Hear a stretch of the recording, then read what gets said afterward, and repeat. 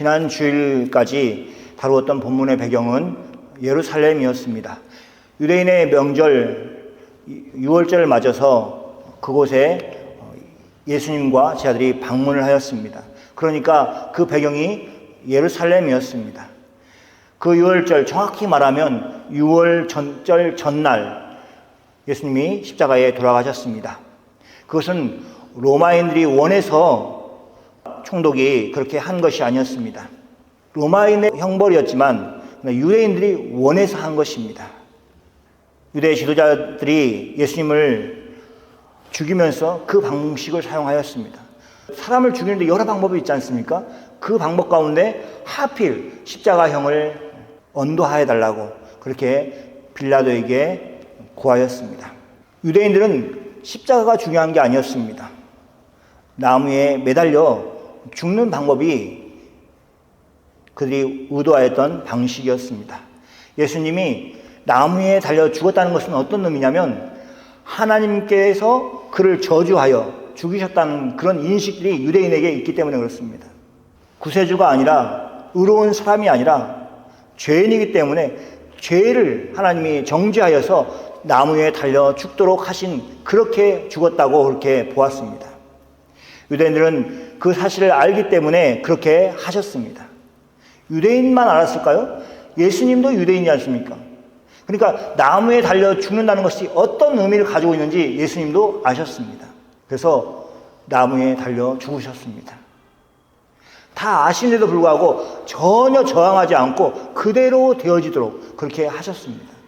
왜냐하면 성경이 응하기 위해서 그러셨던 것입니다.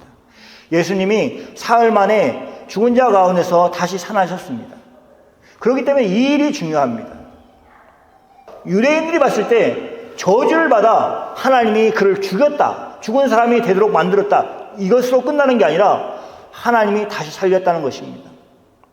제자들로 하여금 깜짝 놀란 것은 죽은 사람이 일어났기 때문이 아니라 십자가에서 나무에서 매달렸던 그 사람이, 하나님의 저주를 받은 사람이 어떻게 하나님의 은혜를 받아서 다시 살아날 수 있느냐 하는 그런 의문이었습니다. 그래서 깜짝 놀랐습니다.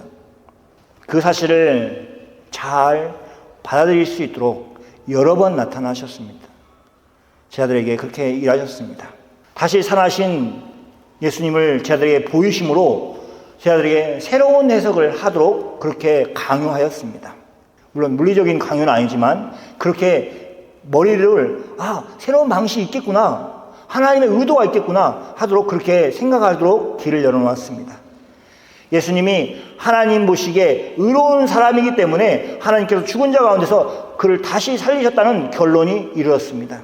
그러면 처음부터 예수님을 십자가에 죽이시지 않으면 되는데 왜 하나님은 예수님을 죽이셨는가 하는 그런 의문점이 또 드는 것입니다. 그 대답을 바울이 로마서에서 기록하고 있습니다. 로마서 5장 8절 말씀에 보면 이렇습니다. 우리가 아직 죄인 되었을 때에 그리스도께서 우리를 위하여 죽으셨으므로, 바울은 이렇게 얘기하고 있습니다. 예수님 죄 때문에 돌아가신 게 아니라 우리가 죄인이어서 우리 죄를 위해서, 우리를 위해서 죽으셨다, 이렇게 얘기하였습니다. 이 사실은 당시에 쉽게 받아들일 수 있는 이야기가 아니었습니다.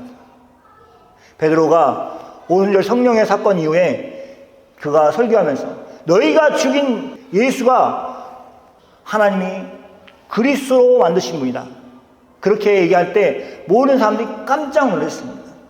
자기들은 죄인으로 그냥 나무에 달려 죽은 그 청년이 베드로의 말에 의하면 그런 의로운 사람인데 하나님이 그리스도로 구원자로 삼으신 분인데 너희가 죽였다는 것입니다.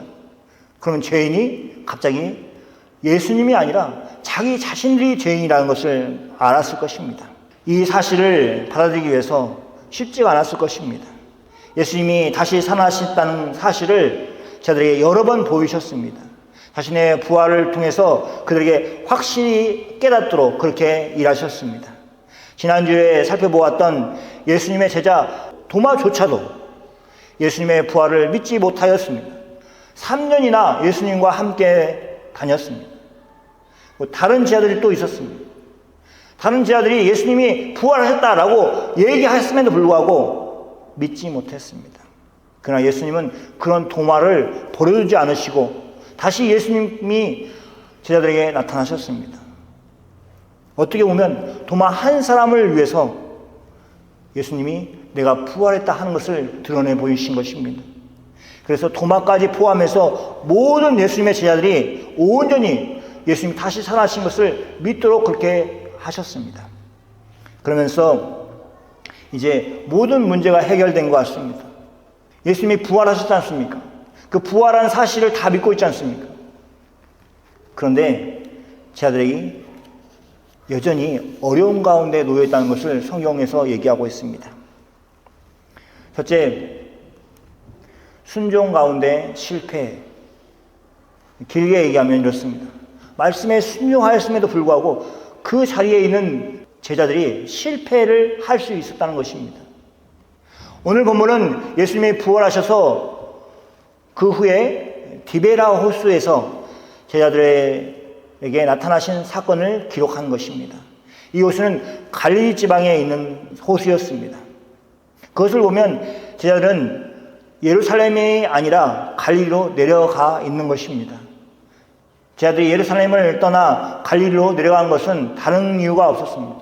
물론 그들 집이 거기에 있었기 때문에 그런 것도 있지만 사실 예수님이 갈릴리에서 보시겠다고 하셨기 때문에 그 말씀에 순종하여서 그렇게 한 것입니다. 예수님이 함께 계시지 않으므로 제자들은 생계를 스스로 해결해야 되는 상황 가운데 있었습니다. 제자들만 그런 것이 아니라 오늘 우리가 그렇지 않습니까? 예수님을 믿는데 그것도 잘 믿는데 잘 믿으려고 하는데 그럼에도 불구하고 생계에 문제가 있습니다. 먹고 사는 문제를 다 해결할 수가 없는 것입니다. 예수님의 제자들이 어쩌면 우리보다 더 잘 믿었을 것입니다. 그래서 하나님이 엘리야 때처럼 까마귀를 보내셔서 공급하시는 방식으로 역사하셨다고 그렇게 성경은 기록하고 있지 않습니다. 까마귀를 통해서 공급하실 수 있는 분임에도 불구하고 그렇게 하지 않으셨습니다. 지금도 그렇게 하지 않습니다. 하나님은 얼마든지 그렇게 하실 수 있음에도 불구하고 그 방식이 아니라 우리가 하나님의 지혜를 구하고 그 지혜를 얻어서 성실하게 살아갈 때 일용할 양식을 먹고 살아갈 수 있도록 그렇게 일하시고 계십니다. 베드로를 포함한 제자들은 생계의 유지가 어려웠을 것입니다. 낚시를 하려고 취미로 그렇게 고기를 잡으러 가는 그 상황이 아니었습니다. 고기를 잡으러 간다고 하는 말은 생계를 유지하기 위해서 간 것입니다. 그냥 시간도 남고 할 일도 없고 무료한데 그래서 고기라도 한 마리 잡아볼까 하는 그런 기분에 가서 고기를 잡은 것이 아니었습니다. 그래서 다른 제자들도 함께 하였습니다. 그들도 생계에 문제가 있는 것입니다. 그래서 그들이 호수로 가서 고기를 잡았습니다. 그날 밤에 아무것도 잡지 못했습니다. 우리는 제자들이 최선을 다했다는 것을 믿어 의심치 않습니다. 고기를 취미가 아닌데 생계를 유지하려고 하는 그 일에 대충 시간만 때우는 그렇게 일할 수가 없는 것입니다. 제자들은 자신이 알고 있는 기술을 이용하고 그리고 최선을 다해서 그 밤에 그 추위에 호수에서 고기를 잡으려고 하였을 것입니다. 그들은 요나처럼 행동한 것이 아니었습니다.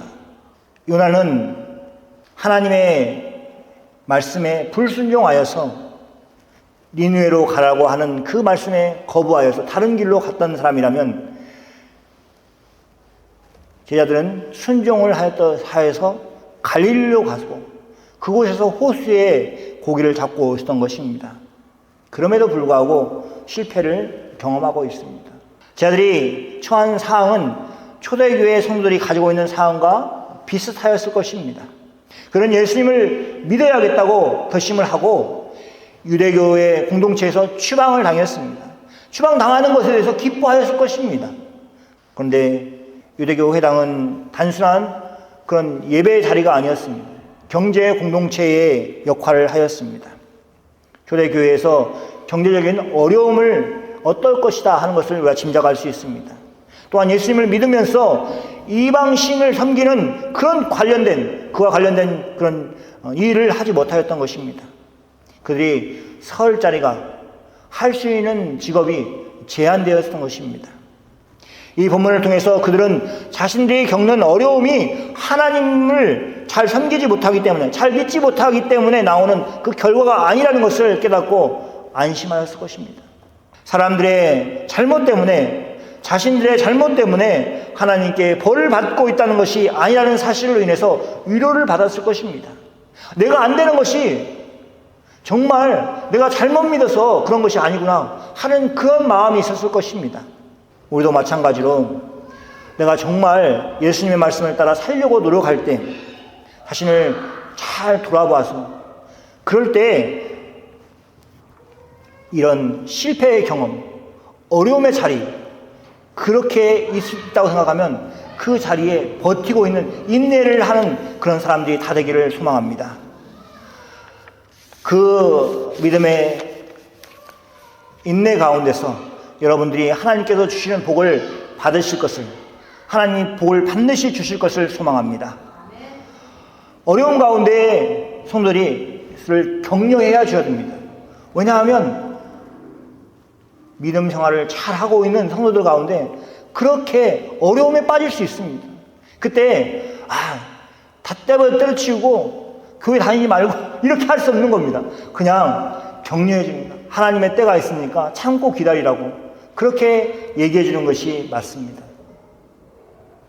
두 번째, 주님의 찾아오심입니다. 주님은 우리의 실패의 현장에 먼저 와서 기다리십니다. 예수님의 제자들은 그 밤에 아무것도 잡지 못했습니다. 밤이 다 가고 날이 새어는 때가 되었을 때에, 그때 예수님이 제자들에게 물고기를 잡고 있는 바닷가에 서 계셨습니다. 예수님은 제자들의 어려움을 아시고 찾아오신 것입니다. 그리고 제자들에게 물으셨습니다. 잡은 물고기가 있느냐라고 물으셨습니다. 예수님의 제자들이 그들의 형편을 몰라서 물으신 것이 아니었습니다. 제자들은 솔직하게 물고기를 잡지 못했다고 대답하였습니다. 제자들이 바닷가에, 호숫가, 바닷가 이렇게 동시에 얘기하는데 거기에 서 계시는 분이 예수님이라는 것을 알지 못했기 때문에 이 말이 그렇게 쉬운 말이 아니었습니다. 만약 예수님이라는 것을 알았다면 그들은 분명히 솔직하게 대답을 하였을 것입니다. 왜냐하면 자신들이 동행할 때 예수님이 먼저 모든 것을 아신다는 것을 다 알았기 때문에 솔직하게 대답하는 것이 오히려 낫다고 생각할 수도 있었습니다. 그런데 예수님이 서 계신다는 것을 모르는 가운데 그때 정직하게 대답을 하였다는 것은 매우 인상적인 것입니다. 제가 한국에 있을 때에 핸드폰이 없는 시절에, GPS가 없는 시절에 서울은 복잡하니까 길을 물어보면 꼭 젊은 사람들한테 물어보라고 하는 말을 들었습니다. 나이가 많은 사람들, 어르신들은 절대 모른다는 말을 안 하고 이쪽으로 가봐라고 이렇게 하니까, 그렇기 때문에 어른들한테 길을 물어볼 수가 없다는 것입니다. 실제로 나이가 들수록 자신의 상황을 솔직하게 말하는 것이 쉽지가 않습니다. 그런 점에서 제자들의 정직함은 정말 중요한 덕목이고, 그것이 예수님이 그들을 이끄시는 데에 귀하게 사용한 것이라는 것을 기억하시기 바랍니다. 기도하실 때에 하나님이 이미 아시고 계신 분이라는 것을 기억하고 그때만이라도 솔직하게, 정직하게 자기의 상태를 하나님께 아뢰는 사람들이 다 되기를 소망합니다. 그 정직함이 예수님의 지시에 순종하게 만들었습니다. 그들이 아무것도 잡지 못하였다는 것을 미리 얘기했기 때문에, 그러면 예수님이 주시는 방식에 따라서, 그 방법에 따라서 일해야 된다는 것을 그들이 알았기 때문에 그렇게 움직인 것입니다. 그 결과 제자들이 그 밤에 아무것도 잡지 못했음에도 불구하고 예수님의 말씀에 순종하였습니다. 그래서 많은 물고기를 잡는 은혜를 경험하였습니다. 그 시작이 정직이었습니다. 그 지시를 하신 분이 예수님이라는 사실을 요한이 먼저 알았습니다.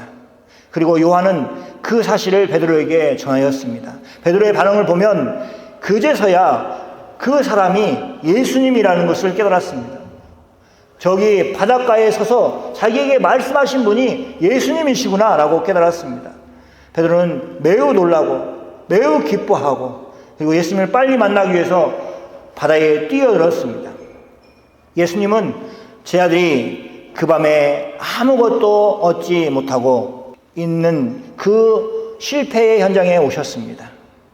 이 말씀은 초대교회 성도들에게 큰 위로가 되었을 것입니다. 그들도 어려운 상황 가운데 있었습니다. 제자들과 같은 상황 가운데 있는 것입니다. 아무것도 잡지 못한 제자들의 모습처럼 자기들도 그렇게 어려운 가운데 있었습니다. 이 본문을 통해서 예수님이 자신의 형편을 외면하지 않으시고 찾아오셔서 그들을 회복하실 것이라는 소망을 품게 되었습니다. 그러므로 오늘 본문은 단순히 예수님이 죽은 자 가운데 내가 살았다는 것을 확인시켜주기 위해서 나타나신 것이 아닙니다. 동시에 그분은 우리의 어려운 살림살이를 아시고 그 어려운 삶의 자리에 찾아오셔서 도우시고 구원하시는 분이시라는 것을 보여주고 있는 것입니다. 우리 모두가 그런 역사를 소망하면서 살기를 소망합니다.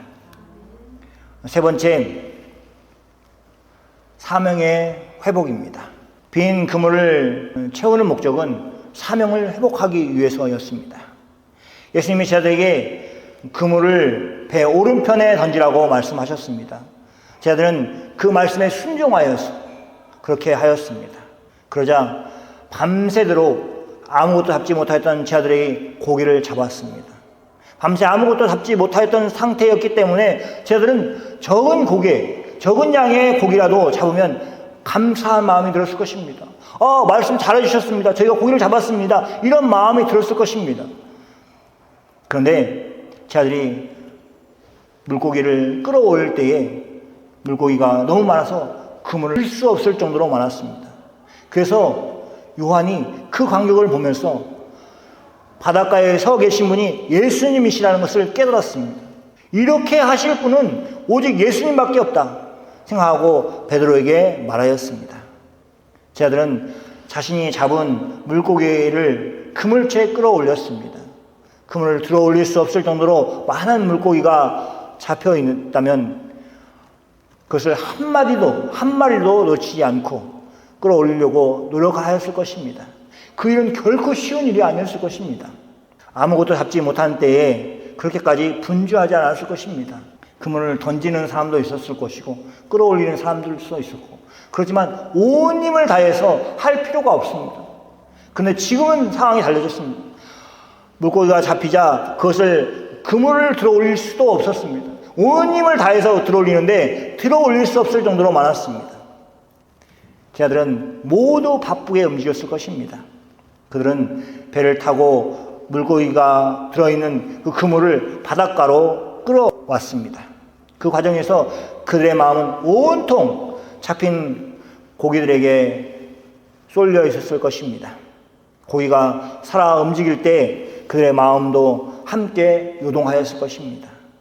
물고기가 이제 살아있지 않습니까? 이게 튀지 않습니까? 이렇게 탁탁탁 튀는데 그렇게 그 마음이 이렇게 움직이는 거죠. 요동하는 거죠. 그런 제자들의 마음을 예수님이 진정시키셨습니다. 숯불을 피워 제자들의 몸을 따뜻하게 하시고 떡과 생선을 주심으로 그들의 배를 채우셨습니다. 이를 통해서 제자들이 물고기를 잡지 못한 그 상황, 그 낙담한 그 상황을 벗어나게 하였을 뿐만 아니었습니다. 그 낙담하게 하신 일만 하신 것이 아니라 물고기를 많이 잡은, 그래서 시선을 온전히 뺏기고 그 물고기 때문에 빼앗겼던 예수님을 바라보지 못하고 그냥 물고기만 바라봤던 그 마음도 다시 진정시키는 그런 역할을 하였습니다. 그리고 예수님은 다시 한번 제자들에게 사명을 일깨우셨습니다. 예수님은 제자들에게 아침 식사를 하게 하신 후에 베드로를 부르셨습니다. 내가 나를 사랑하느냐? 라고 베드로에게 물으셨습니다. 베드로에게 물으셨지만 베드로만이 아니라 다른 제자들도 다 들었을 것입니다. 예수님이 자기에게 묻는 말로 그렇게 여겼을 것입니다. 베드로가 주님이 아십니다 라고 대답했을 때 제자들은 소리내어서 말은 못했지만 속으로 생각하였을 것입니다. 제 마음 아시죠? 예수님, 제 마음 아시죠? 그런 마음을 가졌을 것입니다. 그때 예수님이 내 어린 양을 먹이라고 하셨을 때에 베드로에게 그렇게 사명을 회복하셨습니다. 제자들에게 사명을 회복해 주셨습니다. 예수님은 죽음에서 다시 살아나신 이후에 여전히 제자들의 필요를 공급하시는 분으로 보이셨습니다. 그리고 동시에 제자들에게 다시 한번 사명을 회복하라고 그렇게 얘기하셨습니다. 제자들의 입장에서, 특히 베드로의 입장에서 자신에게 사명을 맡기셨다는 것은 큰 은혜였습니다. 베드로는 예수님이 잡히시던 밤에 3번이나 예수님을 모른다고 부인한 사람입니다. 그런 그에게 예수님이 뭘 믿고 사명을 다시 주시는지, 그러니까 대단한 거죠. 천사들이 모임을 하였습니다. 천국에서. 예수님이 저는 계획이 있습니다. 그리고 쭉 얘기하죠. 저는 지상에 12명의 제자들을 남겨놨습니다. 그러니까 천사들이 다 웃는 겁니다. 예수님, 그들은 다 예수님 부인한 사람이 아닙니까? 그런 예화가 있는 것처럼 정말 다시 사명을 가진 것에 대해서 기뻐할 수밖에 없었습니다. 우리도 마찬가지입니다. 삶을 살다가 힘들어서 지쳐 있을 때에 예수님이 우리를 회복시키시는 것뿐만 아니라 너 할 일을 알지? 너 기억하지?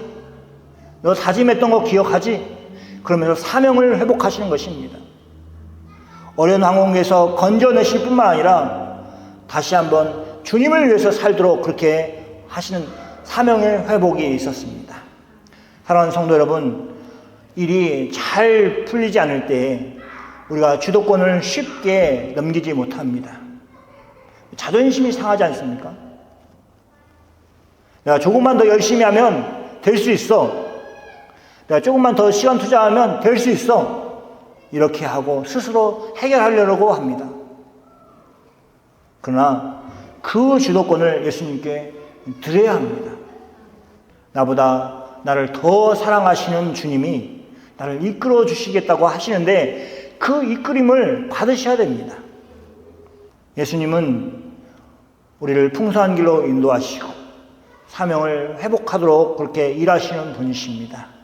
오늘 말씀을 들으면서 단지 우리의 궁핍함을 채워주시는 하나님이 아니라, 예수님이 아니라 우리를 구원하신 예수님을 위해서 사명을 다시 회복하는 그런 시간이 다 되기를 소망합니다.